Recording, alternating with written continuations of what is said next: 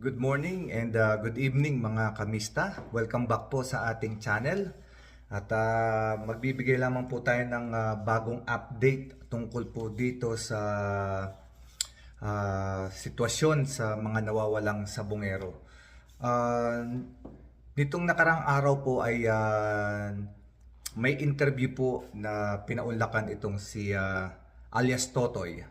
At dito po ay natanong siya kung ano raw po ang kondisyon niya ngayon, kung kamusta naman daw siya sa kanyang kinaroroonan, at kung meron daw po ba siyang na natatanggap na mga threat or may mga pagtatangka daw po ba sa kanyang buhay dahil daw po siya nga po ay nakapag-file na sila ng kanilang kaso sa Department of Justice.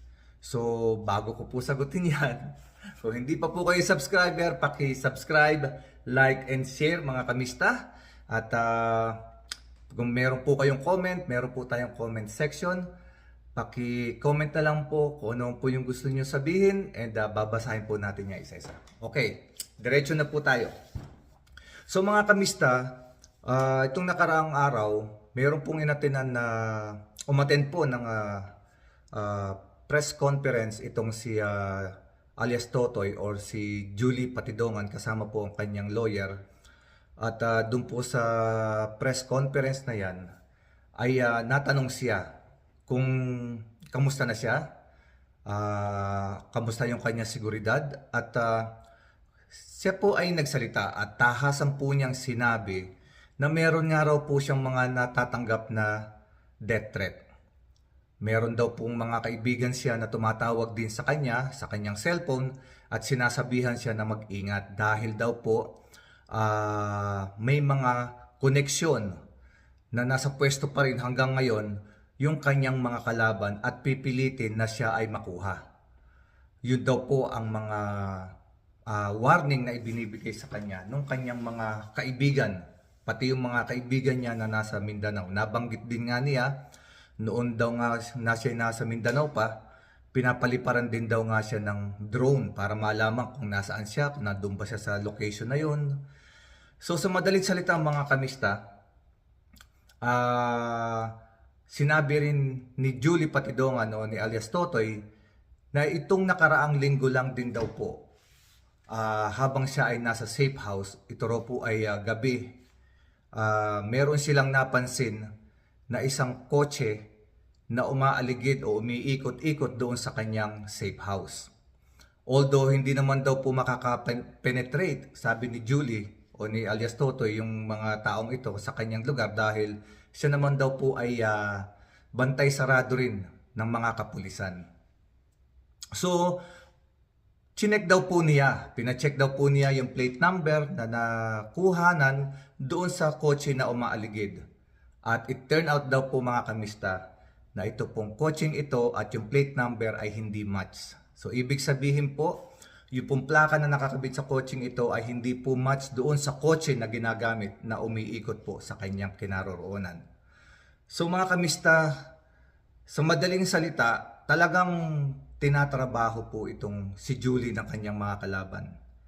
So ang reaction po natin dito ngayon mga kamista, ang ating pananaw sa nangyayaring ito o reaksyon ay kung si Julie Patidongan po o si alias Totoy ay nasa safe house po ng mga pulis ngayon, paano po nalalaman ng kanyang mga kalaban kung saan siya iikutan?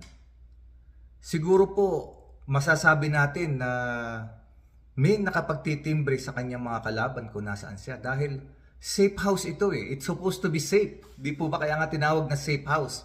Dapat walang nakakaalam nito sa kanyang mga kalaban bukod sa mga taong nagbabantay sa kanya at dun sa mga opisyal na nakakaalam kung nasaan lamang siya. So mga kamista,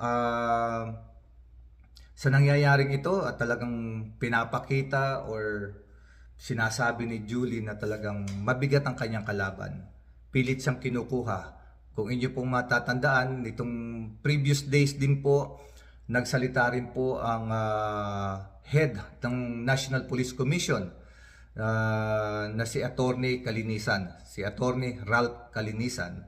At siya rin po ay nagsabi na marami po talagang sumusubok na mahinto o mapigilan itong nangyayaring investigasyon. Marami rin pong sumusubok na arborin or iligtas yung mga ibang sangkot doon sa kaso. Ngunit ito pong si Attorney Ralph Calinisan ng National Police Commission ay isa pong may paninindigan, masasabi po natin may paninindigan na tao. Hindi po siya nagpapa-corrupt basta-basta at sinasabi po niya tahasan in front of the media sa kanyang mga interview na huwag na raw pong subukan at mapapahiya lamang sila dahil hindi raw po siya magpapaareglo. So sana nga po mga kamista ay magtuloy-tuloy na ganito ang paninindigan ng ating gobyerno. Salute kay Attorney Ralph Calinisan sa kanyang paninindigan at sa kay SOJ Remulla na mabigyan talaga ng liwanag itong kasong ito. So mga kamista, marami rin pong nagtatanong, may nagko-comment po sa akin doon sa mga previous vlog natin. Recently may nagtanong po, bakit hanggang ngayon daw po ay hindi pa nailalagay sa witness protection itong si Julie Patidongan at yung kanyang mga kapatid. So na-explain ko na po ito previously, pero uulitin ko po kung bakit. Meron po kasi tayong tinatawag na Rule 119. Ito pong Rule 119 na ito po yung revised criminal procedure before they were discharged as state witness.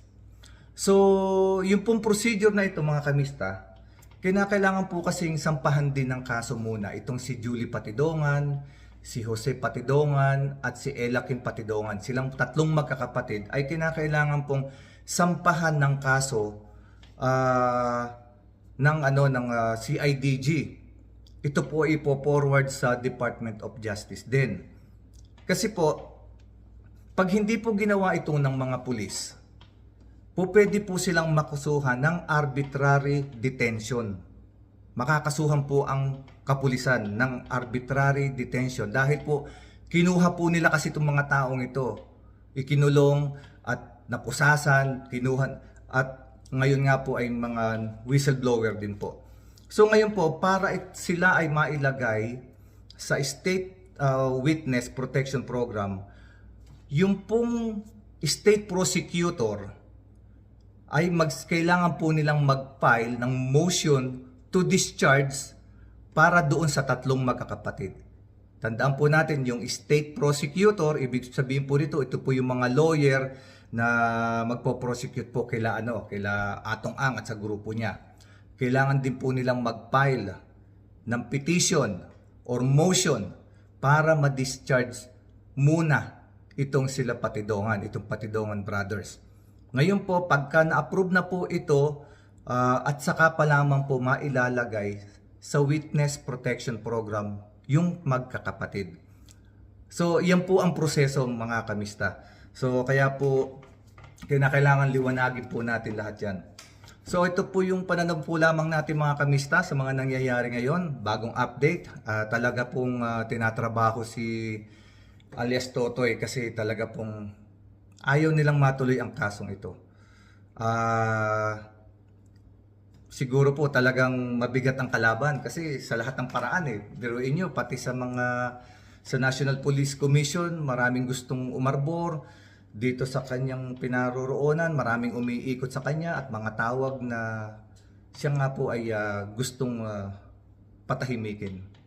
So mga kamista, hanggang dito na lamang po ang ating maiksi po lamang ito at lagi po nating tatandaan na maging sila yung grupo man nila Atong Ang, sila po ay nananatiling inosente. Tandaan po natin yan.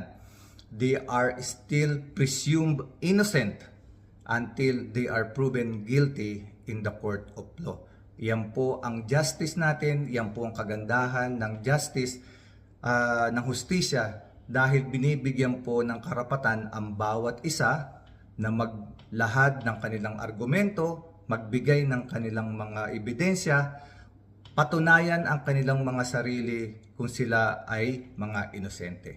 At ang hukom na po, ang judge ang magtitimbang-timbang ng mga ebidensya kung sino po ang guilty at sino po ang nagsasabi ng totoo at hindi. Kaya hanggang sa muli mga kamista, kung hindi pa po kayo subscriber, paki-subscribe na lang po, paki-like and share.